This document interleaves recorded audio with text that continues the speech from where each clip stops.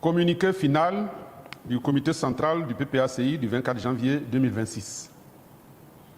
Le comité central du Parti des peuples africains Côte d'Ivoire, PPACI, s'est réuni le samedi 24 janvier 2026 en sa première session ordinaire sur convocation et sous la présidence effective de son Excellence M. Laurent Gbagbo, président du parti, à son cabinet 6 à la Riviera à Toban, de 16h à 18h.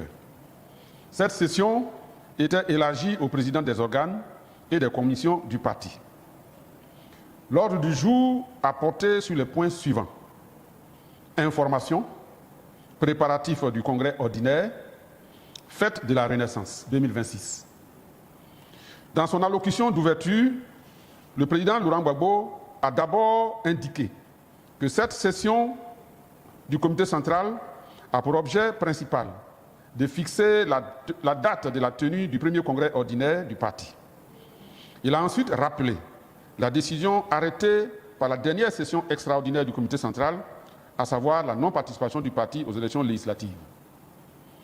Analysant la situation nationale au plan politique, social et économique, le président Laurent Gbagbo s'est dit profondément préoccupé et inquiet pour la Côte d'Ivoire, au regard des problèmes socio-économiques aigus, tels que la mévente du cacao, l'augmentation de la TVA sur les produits de première nécessité que l'on observe actuellement. En effet, ces faits nouveaux, mais extrêmement préoccupants, auxquels les populations ivoiriennes sont confrontées en ce début d'année 2026, viennent aggraver davantage les difficultés existentielles et quotidiennes des Ivoiriens, qui ploient déjà depuis plusieurs années sous le poids combiné du chômage chronique, de la vie chère, des déguerpissements intempestifs, de la pauvreté galopante, etc.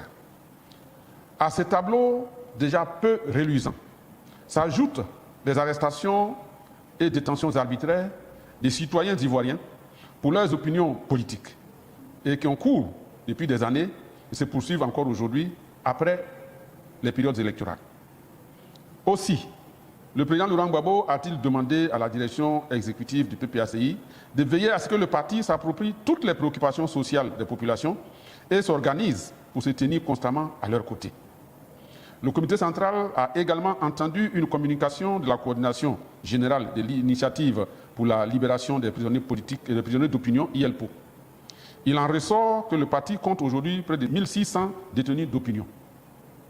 Pour faire face à cette situation jamais vécue en Côte d'Ivoire, des dispositions pratiques ont été prises pour apporter soutien et assistance aux détenus politiques tout en œuvrant à trouver les moyens de leur libération. Le comité central a été ainsi informé de la collecte de fonds sur le terrain dans le cadre de l'opération « Je donne 1000 francs pour les prisonniers politiques » initiée par ILPO, en direction des militants de base, pour le soutien juridique, médical, matériel et financier aux prisonniers d'opinion.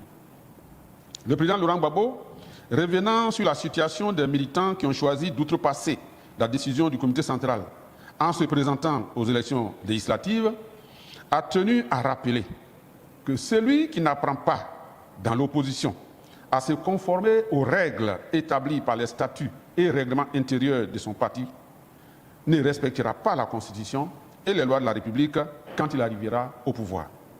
C'est un exercice auquel l'on doit se soumettre pour se préparer à exercer le pouvoir d'État. C'est pourquoi, conformément aux procédures prescrites par nos textes, il a traduit les contrevenants à la décision du comité central devant le conseil de discipline, auquel il appartient désormais de traiter leur cas. À cet effet, il a demandé au conseil de discipline d'agir avec diligence et dans le strict respect des textes en vigueur en la matière.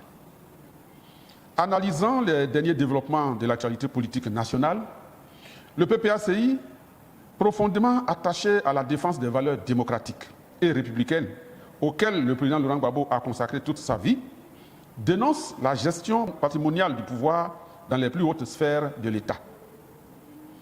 Au regard de toute cette situation, le comité central réaffirme l'opposition du PPACI au 4e mandat anticonstitutionnel.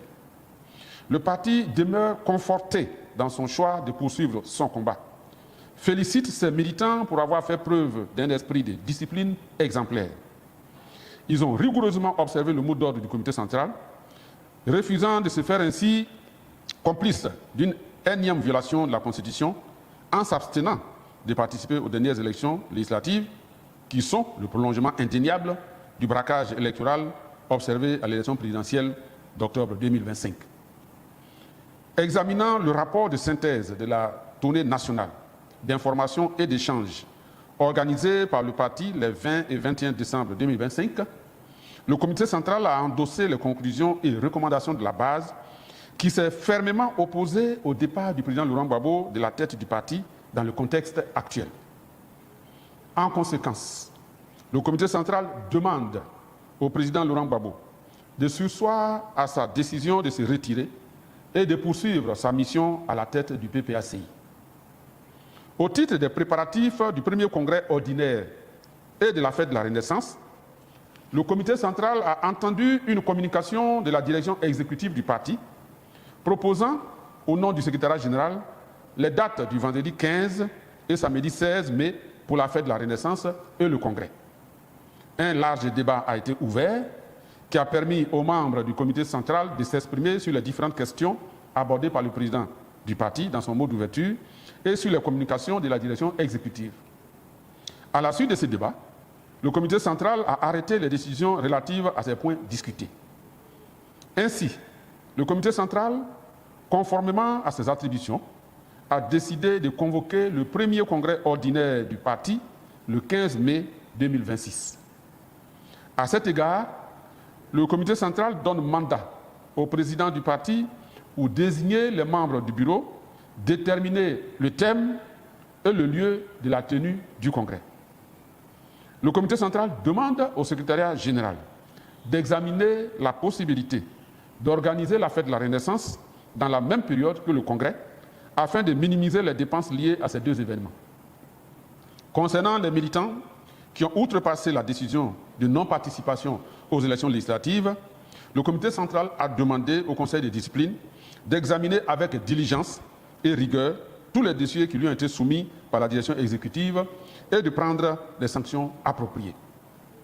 S'agissant du soutien aux prisonniers politiques et des initiatives entreprises pour leur libération, le comité central a salué la mise en œuvre de l'IELPO, la mise en place de l'IELPO, et a exprimé son soutien ferme à l'opération « Je donne 1000 francs » pour les prisonniers politiques. Le comité central engage la direction exécutive à organiser des missions d'information et d'échange sur l'ensemble du territoire national en vue de remobiliser toutes les bases du PPACI en prélude à la fête de la Renaissance et au premier congrès ordinaire du parti. Le comité central reste saisi de l'ensemble des diligences ainsi confiées au secrétariat général du parti.